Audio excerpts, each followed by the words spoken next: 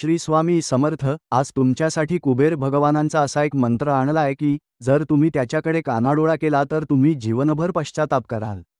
कारण हा मंत्र खूप शक्तिशाली आणि चमत्कारी आहे. या मंत्राच्या प्रभावाने अनेक भक्त धनवान झाले आहेत. भक्तांनो, मी असेच हवेत बोलत नाही, तर शास्त्र आणि वेदात या मंत्राला मान्यता दिली गेली आहे. त्यामुळे हा मंत्र व्यर्थ जात नाही. असे म्हटले जाते की या मंत्रामुळे कुबेर भगवान अतिशीघ्र प्रसन्न होतात. आणि तुम्हाला तर माहिती आहेच की कुबेर भगवान प्रसन्न झाले तर ते आपल्या भक्तांना कधीच काही कमी पडू देत नाहीत. भक्तांनो, तुम्ही फक्त भगवान कुबेरांचे नाव घेऊन 21 वेळा हा मंत्र मन लावून ऐका. त्यानंतर तुमच्या मनातील आवाज भगवान कुबेरांना कळेल व तुम्ही मनात जेवढे धन मागितले असेल ते तुम्हाला मिळेल. भक्तांनो, हा मंत्र मध्येच सोडून जाऊ नका, पूर्ण ऐका. त्यानंतरच तुमची इच्छा पूर्ण होईल. ओम श्री कुबेराय यक्षराजा नमस्तुभ्यं धन्वन्तरी भगवान षोडक्षारं समृद्धि देहिंच नमोस्तुते. ओम श्री कुबेराय यक्षराजा नमस्तुभ्यं धन्वन्तरी भगवान षोडक्षारं समृद्धि देहिंच नमोस्तुते. ओम श्री कुबेराय यक्षराजा नमस्तुभ्यं धन्वन्तरी भगवान षोडक्षारं समृद्धि देहिंच नमोस्तुते. ओम श्री कुबेराय यक्षराजा नमस्तुभ्यं धन्वन्तरी भगवान षोडक्षारं समृद्धि देहिंच नमोस्तुते. ओम श्री कुबेराय यक्षराजा नमस्तुभ्यं धन्वन्तरी भगवान षोडक्षारं समृद्धि देहिंच नमोस्तुते.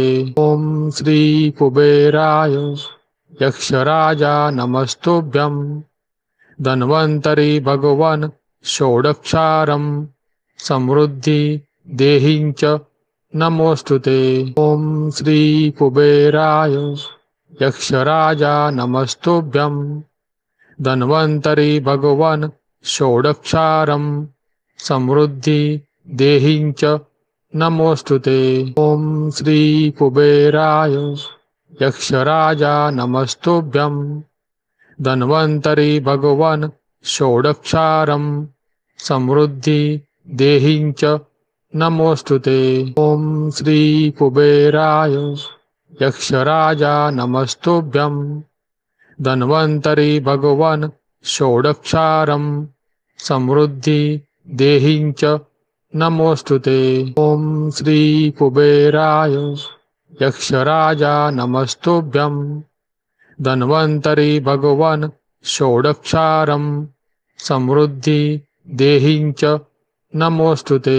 ओम श्री कुबेराय यक्षराजा नमस्तुभ्यं धन्वन्तरी भगवान षोडक्षारं समृद्धि देहिंच नमोस्तुते.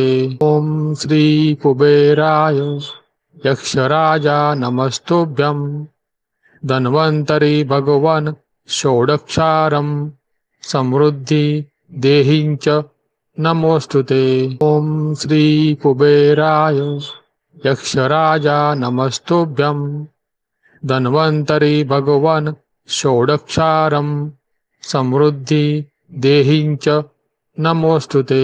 ओम श्री कुबेराय यक्षराजा नमस्तुभ्यं धन्वन्तरी भगवान षोडक्षारं समृद्धि देहिंच नमोस्तुते. ओम श्री कुबेराय यक्षराजा नमस्तुभ्यं धन्वन्तरी भगवान षोडक्षारं समृद्धि देहिंच नमोस्तुते. ओम श्री कुबेराय यक्षराजा नमस्तुभ्यं धन्वन्तरी भगवान षोडक्षारं समृद्धि देहिंच नमोस्तुते. ओम श्री कुबेराय यक्षराजा नमस्तुभ्यं धन्वन्तरी भगवान षोडक्षारं समृद्धि देहिंच नमोऽस्तुते। ॐ श्री कुबेराय यक्षराजा नमस्तुभ्यं। धन्वन्तरी भगवान् षोडक्षारं समृद्धि देहिञ्च नमोऽस्तुते। ॐ श्री कुबेराय यक्षराजा नमस्तुभ्यं। धन्वन्तरी भगवान् षोडक्षारं समृद्धि देहिञ्च नमोऽस्तुते। ॐ श्री कुबेराय यक्षराजा नमस्तुभ्यं। धन्वन्तरी भगवान् षोडक्षारं समृद्धि देहिञ्च नमोऽस्तुते। ॐ श्री कुबेराय यक्षराजा नमस्तुभ्यं। धन्वन्तरी भगवान् षोडक्षारं समृद्धि देहिञ्च नमोऽस्तुते। ॐ श्री कुबेराय यक्षराजा नमस्तुभ्यं। धन्वन्तरी भगवान् षोडक्षारं समृद्धि देहिञ्च नमोऽस्तुते। ॐ श्री कुबेराय यक्षराजा नमस्तुभ्यं। धन्वन्तरी भगवान् षोडक्षारं समृद्धि देहिञ्च नमोऽस्तुते। ॐ श्री कुबेराय यक्षराजा नमस्तुभ्यं। धन्वन्तरी भगवान् षोडक्षारं समृद्धि देहिञ्च नमोऽस्तुते। ॐ श्री कुबेराय यक्षराजा नमस्तुभ्यं। धन्वन्तरी भगवान् षोडक्षारं समृद्धि देहिञ्च नमोऽस्तुते। ॐ श्री कुबेराय यक्षराजा नमस्तुभ्यं।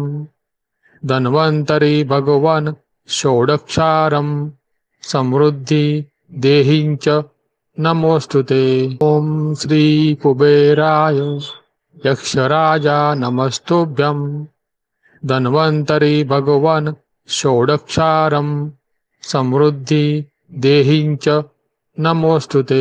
ॐ श्री कुबेराय यक्षराजा नमस्तुभ्यं।